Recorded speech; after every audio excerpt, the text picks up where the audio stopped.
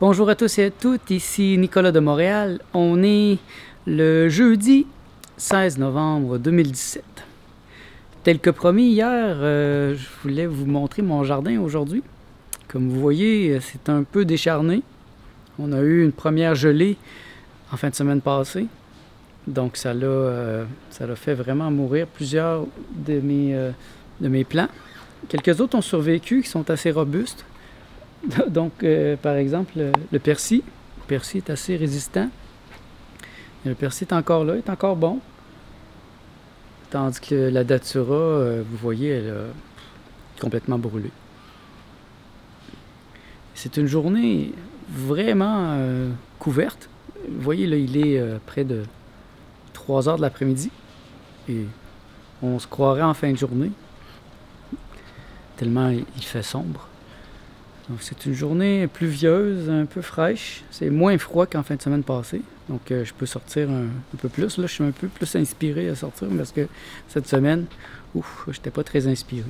Je crois bien que ma journée de travail est terminée. J'ai eu plusieurs petits contrats aujourd'hui. Mais là, c'est pas mal terminé à mon avis. À moins que je reçoive des courriels d'ici 5-6 heures, ce qui est toujours possible. Je me rends disponible jusqu'à 6 heures. Ou 6-9 heures, là, ça dépend. Mais généralement, le jeudi, je vais recevoir plusieurs courriels à la fin de la journée. C'est comme mes clients réalisent que là, je ne travaille pas le vendredi. Et là, ils me donnent plus de travail. Donc, c'est pour ça que je dis tout est possible. Et moi, je suis ouvert à ça. Là. Ça fait partie de mon travail. Ça ne me dérange pas. Et j'ai des grands moments là, où je peux relaxer, faire des recherches sur l'Internet. Essayer de découvrir c'est quoi les nouveautés. Moi, quand j'ai du temps, quand j'ai moins de clients, je cherche à me renouveler.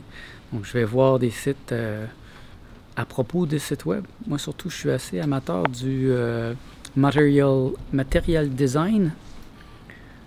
C'est un style qui a été amené par Google.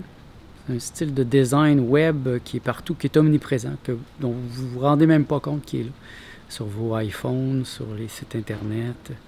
En fait, c'est le style de Google. Sur le site de Google, c'est le material design. Ce sont certains codes graphiques, mais pas simplement graphiques. Avec aussi certains codes de couleurs, certains codes de mouvement, de placement des choses dans une page. Et je trouve ça fascinant. Et je peux passer des fois quelques heures juste à regarder les nouveautés dans ce domaine-là. Me laisser inspirer. J'aime beaucoup les couleurs, j'aime beaucoup la manière que les gens expérimentent à ce sujet. Donc, quand je vois des belles choses, moi, je les prends, je les mets sur mon ordi, ou je les mets dans ma tête et je les utilise sur des sites de mes clients. Donc, j'ai fait pas mal de recherches là-dessus aujourd'hui pour me remettre à jour et je suis toujours à l'affût de choses que je peux ajouter dans mon coffre à outils de service. Parce que, premièrement, je peux l'utiliser pour moi, d'une part.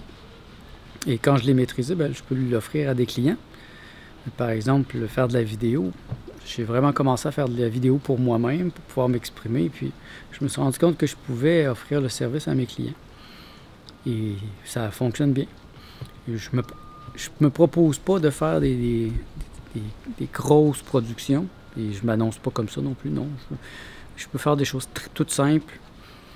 Comme quelqu'un qui veut se présenter devant une caméra avec fond blanc ou un fond très simple.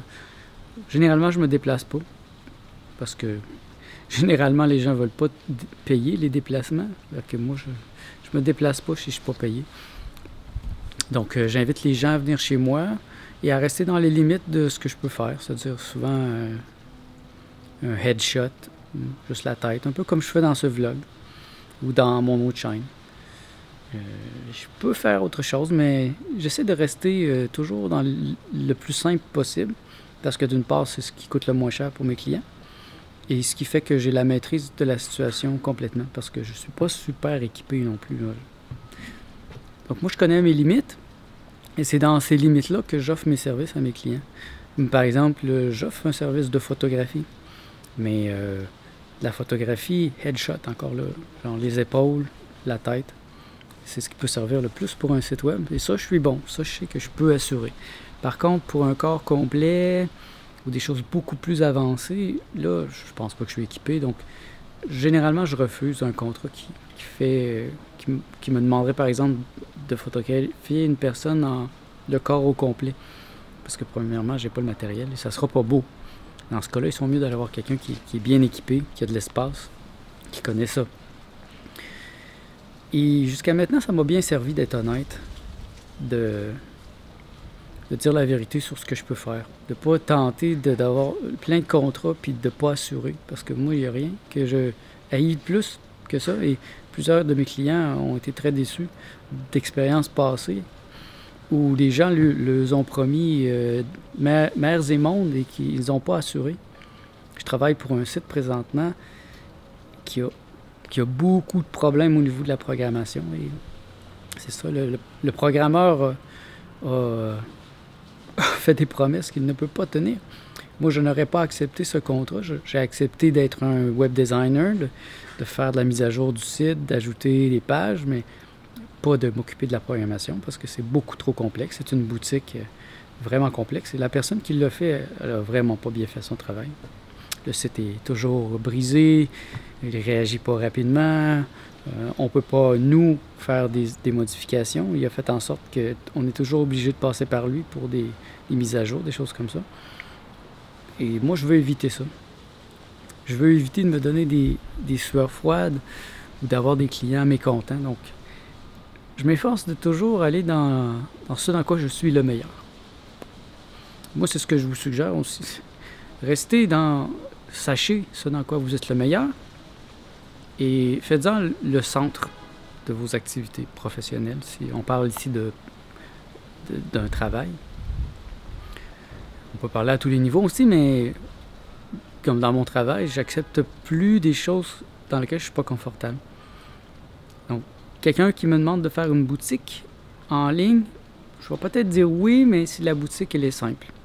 Si c'est une boutique très compliquée, avec beaucoup d'options, là, moi, je vais lui suggérer d'aller voir quelqu'un qui s'y connaît mieux que moi parce que je sais que ça va être difficile, que je ne suis pas certain d'assurer. Et puis, si ça me prend 5 heures juste pour trouver un petit détail, est-ce que je vais lui charger? Est-ce que je vais charger mon client pour mon incompétence?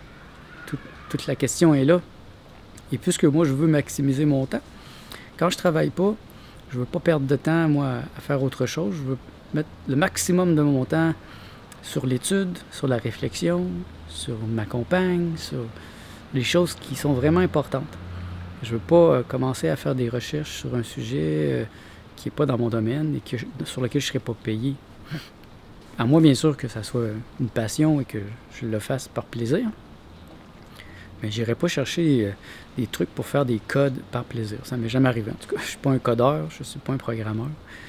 Moi, je suis un designer. J'aime faire des belles choses. Et si c'est trop compliqué, je laisse ça à quelqu'un d'autre. Et je sais que de toute façon, éventuellement, ils auront besoin de moi. Parce que généralement, les programmeurs n'ont pas vraiment le goût au niveau artistique. Ils peuvent faire des belles choses au niveau de la complexité, mais c'est pas beau.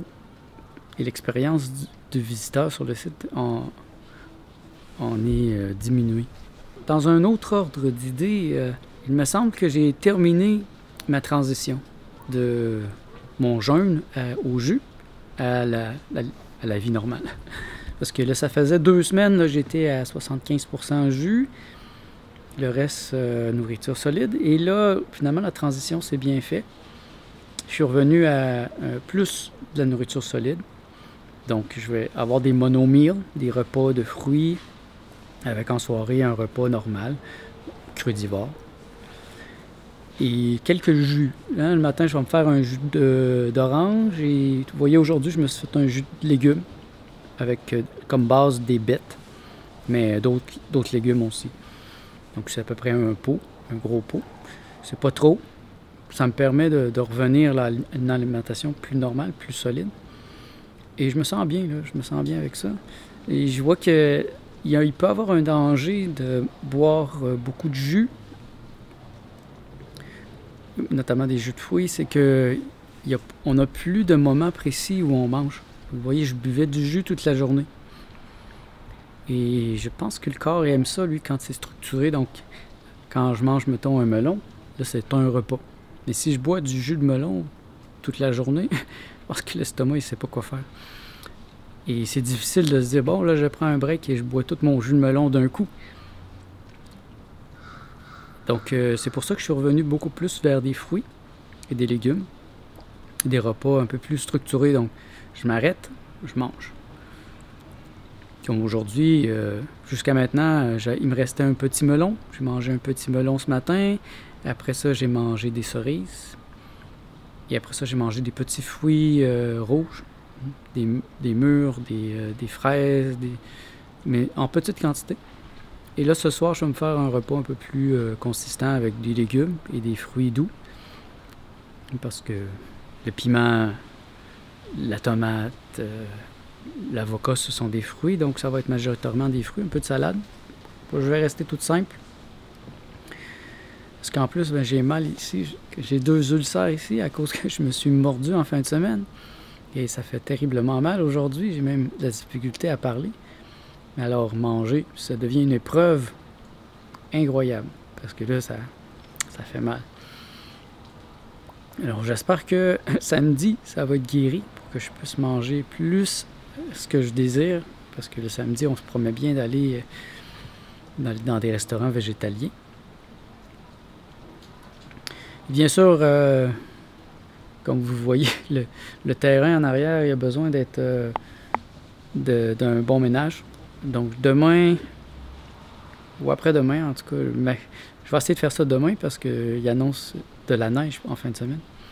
Donc en fin de semaine, demain, je vais couper les branches, par exemple mes framboisiers, ben, il faut que je les coupe vraiment très proche du sol pour pas qu'ils écrasent. Et même chose, les plantes là-bas, arracher les plantes mortes pour qu'au printemps, ben, ça soit déjà presque propre. Sinon, ça va pourrir sur place et c'est moins beau. Et puis tout rentrer les pots, m'assurer que tout est propre avant que l'hiver arrive officiellement. Et ramasser les graines aussi. Je vais ramasser les graines de mes Morning Glories. Et aussi la datura, c'est étrange, la datura a vraiment continué à pousser. Il y a eu encore la semaine passée des nouvelles fleurs qui venaient. Donc c'est une plante assez solide. Vous voyez, c'est une journée toute simple. Aujourd'hui, je vous épargne les réflexions trop profondes. Hein, je reviens à un premier niveau de la réalité. Ça fait du bien des fois de revenir au premier niveau de la réalité, d'être un homme du monde. Mais bon, de toute façon, entre-temps, j'ai continué de réfléchir. J'ai recommencé la lecture d'un livre de Gabriel Cousens, je pense que c'est Cousens, sur l'alimentation crue. C'est un homme très fascinant. Je vous en reparlerai plus quand j'aurai plus avancé dans la lecture. Mais c'est un des livres les plus intéressants que j'ai lu jusqu'à maintenant. Je ne me rappelle pas du titre au complet, mais je vais le mettre ici dans la description en dessous pour ceux que ça intéresse. C'est vraiment avec lui que j'ai appris comment bien balancer mes plats. Parce qu'avant, je me faisais des vinaigrettes. Ils n'étaient jamais parfaites, ils n'étaient jamais parfaitement bonnes. Ils étaient trop salés ou il y avait toujours quelque chose. Et dans son livre, j'ai compris comment balancer justement l'aspect salé, l'aspect acide et l'aspect du gras. Ça, j'avais pas compris ça avant. Donc quand maintenant je fais des plats, j'essaie de tout balancer. Et là, après, c'est possible de faire ressortir un aspect plus que les autres. Mais au moins, il y a comme une base solide, ce que je ne comprenais pas avant. Donc là-dessus, je vais vous revenir. C'est un livre fascinant et c'est un homme, c'est un docteur, un homme d'une grande sagesse. Très important dans le monde de la nourriture crudivore, de la nourriture vivante. Alors, je vous reviens là-dessus. Et puis, sur ce, je vous laisse et je vous souhaite une excellente journée.